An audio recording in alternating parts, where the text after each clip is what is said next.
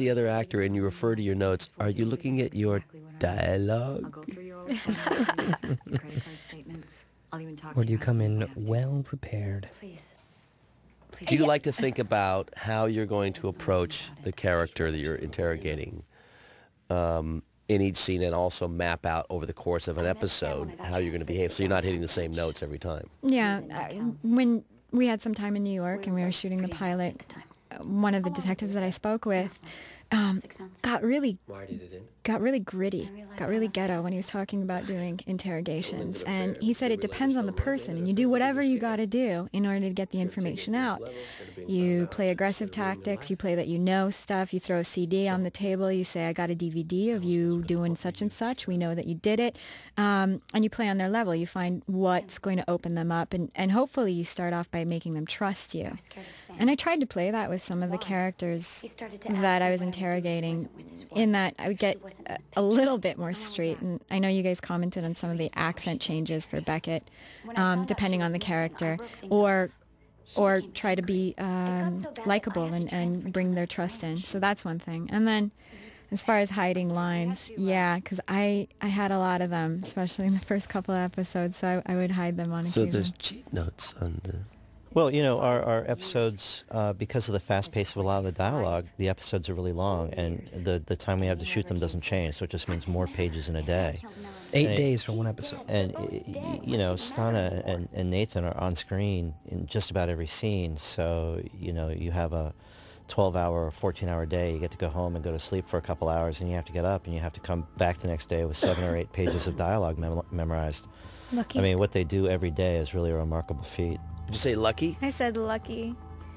It is a task I have seen bring other actors to their knees. Oh, I know it's challenging, but still. You know, it's not as challenging when it's just like between two people kind of dialogue, but when you're speaking a lot of police jargon, that was when it was hard, because I'm not familiar with the terminology personally, so it took a bit to memorize it. Ooh, the laser tag scene. Oh, I like this. I ran into the camera. My leg hit the camera. Oh, is that right? That's right. That's a great Did you get a bill for that? Yeah. Not yet. I don't Not think yet. a bill It's was. coming. Molly delay. Those are well over $1 million. The cameras. I was told that after I hit it. So you may prep your parents for that bill. This is really fun, and this is just Marlowe. Magic. Marlowe magic. One of the best moments in the series. Marlowe Her coming into- madness. It's so apparent whenever Susan Sullivan comes in or leaves. It's always apparent to me that she's coming from somewhere and going somewhere. Yeah. She always makes that choice. Yeah. Yeah. And this is the first time that Beckett has ever come over to the It's house. interesting the way you timed that, Andrew, that they would come over, she would come over when they're playing laser tag and Mom has a mask on. Yeah, you know, you want to make the entrance interesting, memorable, and somewhat, you know, ridiculous. I mean, look at these 3 people. She must be thinking, what the hell am I walking into? Never coming back in again. Susan's That was great, that moment. That was really nice, Nathan. Susan's line right there saying, "Are we entertaining?" I mean, we're all wearing blinking lights. She's got a mask of blue on. Yes, we're entertaining. You remember my mother, Martha, and Alexis, of course. Hi. This was burger night, by the way. Hello. So this was the first time that Stana, your character, had seen those two since the pilot episode? Wow, I think, is it? I think it was, yeah. Mm-hmm. Alfred in the Batcave for the first time. Batman fan. Figures. This is a really nice scene and a turning point in the series, because you have a character, Beckett, who has been resisting having Castle around for many episodes, and now she's actually seeking him out for help understanding the motives in a case and trying to make everything make sense. How cool is it, like, our computer screens, and then when they put the guy that designs that. That's a great prop. That is amazing. Yeah. You know, right after we wrapped this episode, that screen was stolen. But I got one just like it. At It's home. very nice. A couple days later. If they need to borrow it, they need to borrow it. Yeah, and like everything is like, you know, the guy can, the tech guy can set it up to where if we're filming the monitors, we can actually like, you know, use our own mouse, move things around, click things, open windows. Let's give a nod to 24 Frames and Richmond and Company who provide that stuff for, because they do a great job. That is one of the coolest props all season. It is. It helps the actors too. Look at this. It's visual, and she touches it and it drops, and it's all cool. Any TV screen, any computer screen, anytime we're looking something up on the internet, it's always prepped and ready and right there. Unsung heroes. Yeah. We don't have to fake it, and you know, we can actually, it's practical. We can actually use it, and it helps us in the scene. Yeah, they really make it seamless. But Sam said that she left later that night. So this is again, just a really nice moment where the two of them are ping-ponging back and forth, and it's actually the first time without resistance that the two of them are solving. Yeah, she's game. She's willing. Yeah, the two of them are solving the mystery together. His wife's body. He can't leave it in the apartment. He can't walk out the lobby with it. So the only question is, How did you get the body to the storage unit? he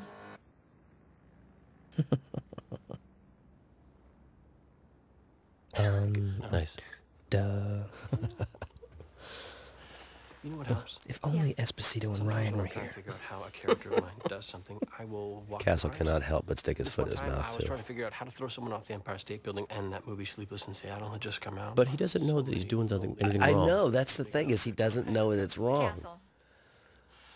Point is, And this picks up on the thread at the beginning when he's talking about the writer's methodology, you know, starting at the end and then coming back and working your way back to the beginning of the story. You're telling me he was killed here in my apartment? not him, his wife. Oh, wonderful fun scene. What kind of family was this? Charles Murray, he you and I are packed so much information into this episode. Relax, just pretend. This seems like a super long episode. Of course, It's really substantial. There's a lot going on in there's it. a lot going Yeah. on. This is so funny. This is like Preston Yeah, Sturges he's great. stuff. Yeah, this really is. You know, this is Let's say the doorman's right. Tracy Hepburn territory.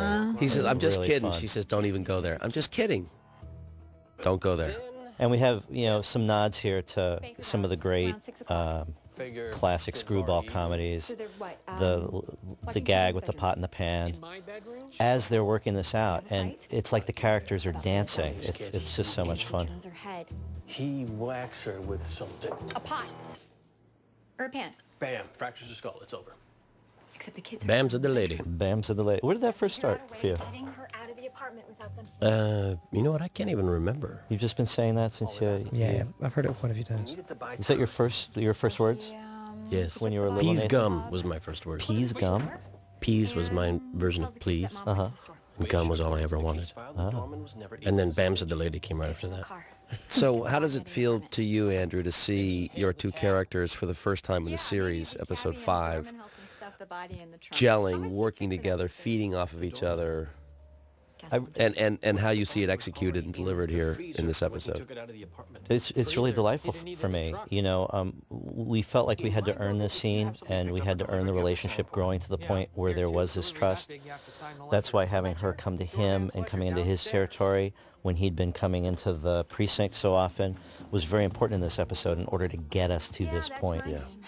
It's great to watch. So this is actually kind of funny. You know, you're always faced with challenges and limitations whenever you're shooting in terms of time or money or something like that.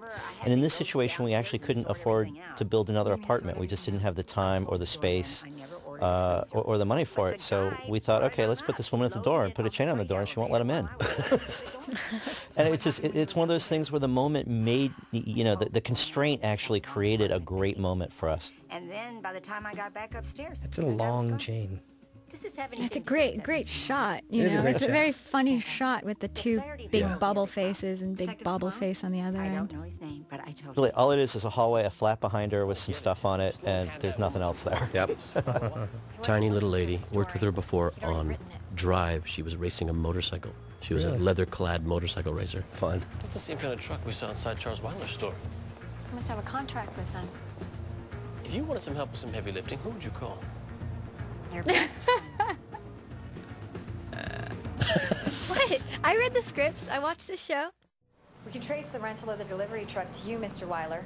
If you want, I can bring the lady you delivered the freezer to in to I identify have that you. vest. I had nothing to do What, the with one what Malik's happened. wearing? No, the one that Stana's wearing. Had any reason to hurt her. But Sam did. Did right? you not only damage a Kept camera going but back steal there as wardrobe? boyfriend. How much can a guy Oh, Don't answer that. My lawyer's not Very good. here. Great. Good job. He called me that night. He said,